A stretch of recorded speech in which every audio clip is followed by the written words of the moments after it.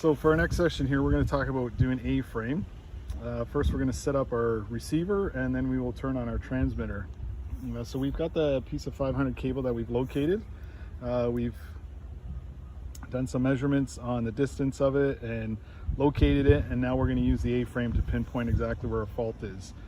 This one here that we're actually going to be pinpointing is a pretty good example, and as you'll see when we get closer to the fault, you'll notice that it looks kind of obvious where we think the fault is going to be, but once we use the A-frame, it'll actually show us where the fault really is. So when you're first setting up your locator, as you can see, we've had it on 33 kilohertz because we were locating the cable. But when you go to do the A-frame, it's pretty straightforward. Your A-frame is right here. You have a green leg and you have a red leg. Always point the green one forward because that'll help you when we're using the arrows to point towards where our fault is. So we're first going to take our cable, and it's going to get plugged in here on the A-frame, and it clips right in. You always put the little knob at the top. And then when we go to the locator, we open up the flap, and same as before, we take it and we just push it in, and it will click right in once we line up the arrows. And there it clicks right into there. Once we've clipped in, you'll notice that the receiver right away goes into AKFF mode. So now we have our AKFF and we're in fault finding mode. So this here is our dB reading for the level of the fault and how much we're seeing on it. The other thing is you see these arrows bouncing around. Those arrows will point you towards where your fault is or not towards where your fault is. First thing you want to do when you're hooking up your locator, you're going to take your transmitter, and we've hooked up the lead with the red lead to our 500 cable and the black one to our ground. And we've done it at a 90-degree angle. We're going to be walking down the street towards our fault, which is over to the next pedestal. So we're going to hit our frequency button, and as we're going through the frequencies, we're going to get to 8KFF, and right there you see your 8 kilohertz, and the little A-frame will come up. And we're at 0% because we need to turn it on. So once we're there, we're going to hit the up arrow button, and now we have power going down the cable, and we should be able to find our fault. So with a ground fault, you got to ensure first that you're actually going to be able to locate the fault. So you're going to take your A-frame and you're going to put it in the ground right by your ground stake, and you're going to look at the readings on your receiver. In this case, we have 89.6, so almost 90 dB. As long as you're above 70 dB, you have a ground fault that you can locate.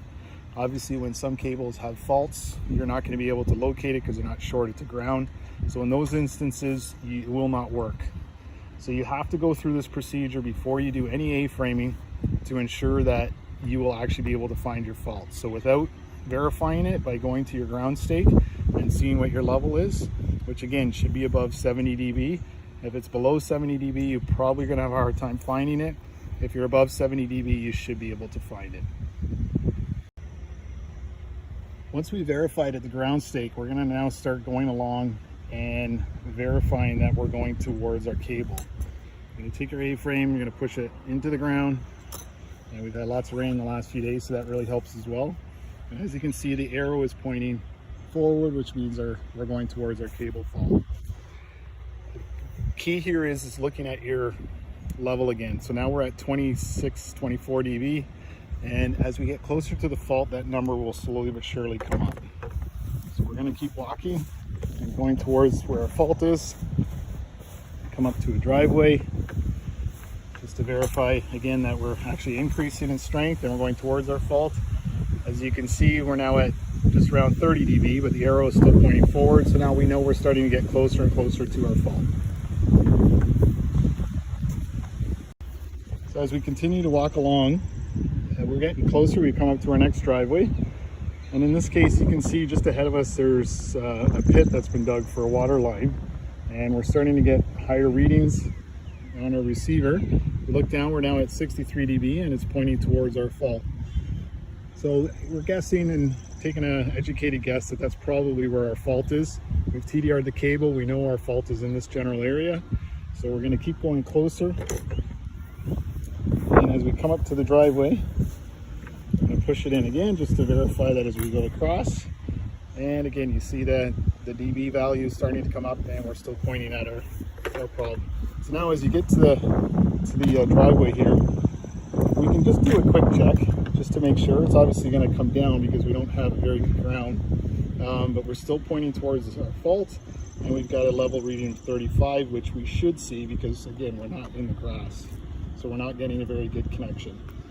So we'll go over across the driveway, we'll push it in just to verify where our fault is, and all of a sudden we're back up, we're well above close to 80 dB, but our arrow now is pointing behind us.